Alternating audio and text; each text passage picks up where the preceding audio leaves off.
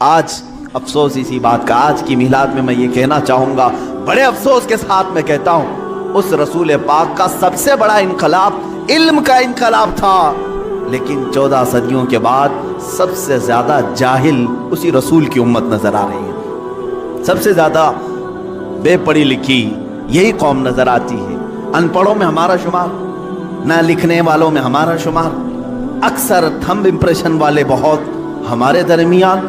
یہ تو امت مسلمہ حضور پاک صلی اللہ تعالیٰ علیہ وسلم کے لائے ہوئے نقش پر نہیں ہے، بلکہ وہاں تو یہ حال تھا کہ باہر یورپ کے لوگ رسول پاک کے شاگردوں کو دیکھ کر فخر کرتے تھے، وہاں کا ہر بچہ لکھنا پڑھنا جانتا ہے۔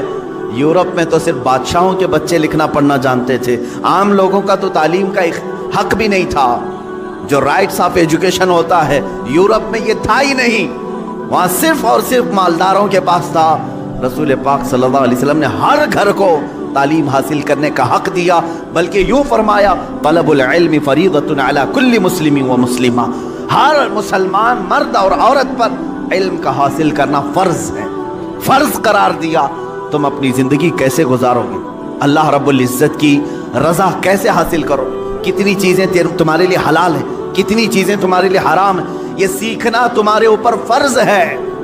آج حیرت کی بات ہے، ہم میں سے اگر 1000 ہوں تو شاید ایک ان کے بیچ میں عالم ہوگا، یا اس سے بھی کم نسبت ہوگی جو مسائل جانتا ہو، لوگوں کو مسائل بتا سکے، ورنہ عوام الناس کا حال تو یہ ہے، انہیں حرام کی طرف بھی بلائیں تب بھی عمل کر لے، حلال کی طرف بلائیں تب بھی عمل کر لے۔ حاطب اللیل اس کو کہا گیا ہے، رات میں لکڑیاں جمع کرنے والے کی مثال جاہل کی ہے، جاہل آدمی رات کو لکڑیاں جمع کرنے والے کی طرح ہے۔ حدیث پاک میں ملتا ہے، کیوں؟ رات میں ٹوکرا لے کر جو لکڑیاں جمع کرتا ہے اسے دکھتا تو کچھ نہیں، لکڑیاں بھی رکھتا ہے، کنکر بھی، پتھر بھی، جو ہاتھ میں آئے گوبر بھی، سب ڈال لے گا اپنے ٹوکرے میں، اسے پتہ ہی نہیں ہے کیا جمع کر رہا ہے۔ جاہل کی مثال ایسی ہے، حلال بھی کرے گا، حرام بھی کرے گا، واجب بھی کرے گا، مکروہ بھی کرے گا، سب کچھ کر جائے گا، اسے پتہ ہی نہیں ہے۔ جہالت اسلام کے لیے سب سے بڑا داغ ہے، اس لیے آپ دیکھتے ہیں کبھی حضور صلی اللہ تعالیٰ علیہ وسلم کے زمانے کے بعد کے زمانے کو دور اسلام کہتے ہیں، اور اس سے پہلے والے زمانے کو دور جہالت کہتے ہیں۔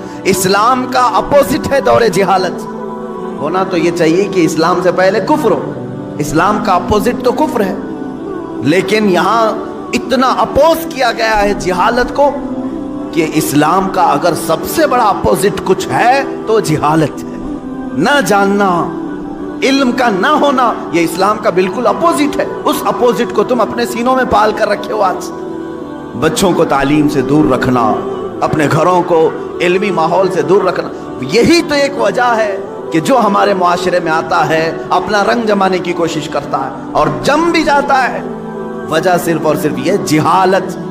اگر تم شریعت مصطفیٰ صلی اللہ تعالیٰ علیہ وسلم کے علم سے بہرہ مند ہو، آج کون سی چیز ایسی ہے جو تمہیں علم حاصل کرنے سے روکتی؟ کون سی چیز ہے؟ اگر تم شکایت کرتے ہو مدرسے نہیں ہیں، اگر تم شکایت کرتے ہو علماء نہیں ہیں، اگر تم شکایت کرتے ہو استاد نہیں ہیں، تم سب کے ہاتھوں میں آج موبائل انٹرنیٹ کے ساتھ آیا ہوا ہے، اس میں ساری کی ساری کتابیں اسلامی موجود ہیں، قرآن کی ساری تفاسیر، حدیث کی ساری کتابیں ہیں، اور اگر تم کہو کہ عربی نہ سمجھ میں آئے، ٹرانسلیٹڈ چیزیں موجود ہیں۔ خود میرے عزیزو، ہمارے پاس جو لائبریری ہے، ایک چھوٹا سا ایپ ہوگا، 32,000 کتابیں ایک موبائل میں لے کے ہم چلتے ہیں، جب ضرورت ہو کتاب کھولی، پڑھ لیا۔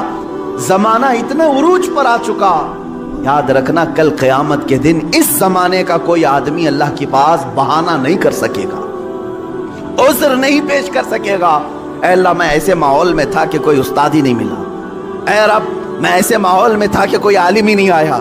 تم تو عذر نہیں کر سکو گے، کم سے کم یہ بات یاد رکھو، پکڑ ہوگی، کیونکہ رب تبارک و تعالیٰ یہ فرمائے گا میں نے تو اپنا رسول بھیجا تھا اس لیے کہ علم عام ہو، تم نے تو علم کے سارے دروازے بند کر لیے، سارے دروازے بند کر لیے۔ عزیزان گرامی وقار، اس ریولوشن کی میں بات کر رہا ہوں جو علمی انقلاب تھا، روحانی انقلاب تھا۔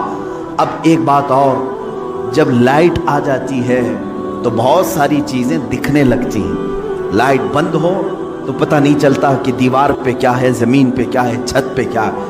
لائٹ روشن کرو، ہر جگہ نظر آنے لگی۔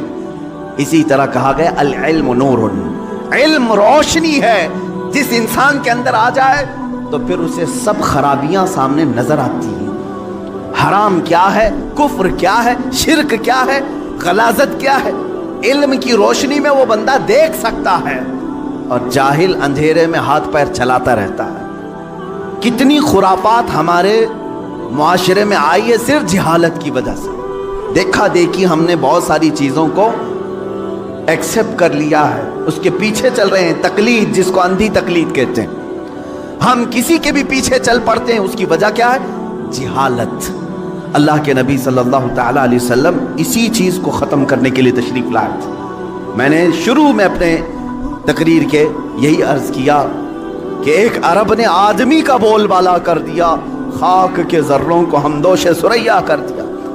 ظاہر سی بات ہے، بتوں کی پوجا کرنے والوں کو بتوں سے آزادی دلا کر ایک خدا کی طرف لانا معمولی بات نہیں، لیکن رسول پاک نے یہ کام علم کے ذریعے فرمایا۔ علم کے ذریعے، جب بندے کے پاس علم ہو تو آپ اس سے ڈیبیٹ کر سکتے ہیں۔ جاہلوں سے کیا مناظرہ ہوگا؟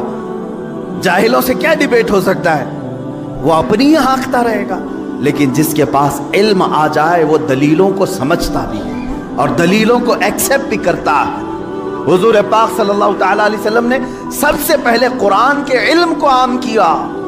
جب وہاں مکہ والے اور مدینے والے اس علم کو دیکھ رہے تھے جو رسول پاک کی زبان سے نکل رہا تھا، تب انہوں نے رسول پاک کی دلیلوں کو بھی ایکسپٹ کیا ہے۔ میرے عزیزو، اتنی آسانی سے سب اسلام میں نہیں آئے۔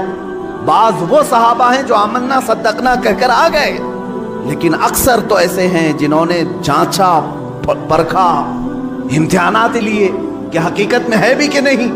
برسوں سے تو پوجا چل رہی ہے، ماں باپ دادا دادی سب کر رہے تھے، انہوں نے اگر آج انکار کیا ہے تو دلیل تو دے کے پوچھیں۔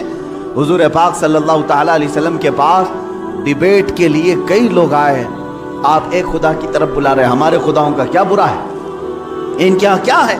حضور پاک صلی اللہ تعالی علیہ وسلم نے علمی انداز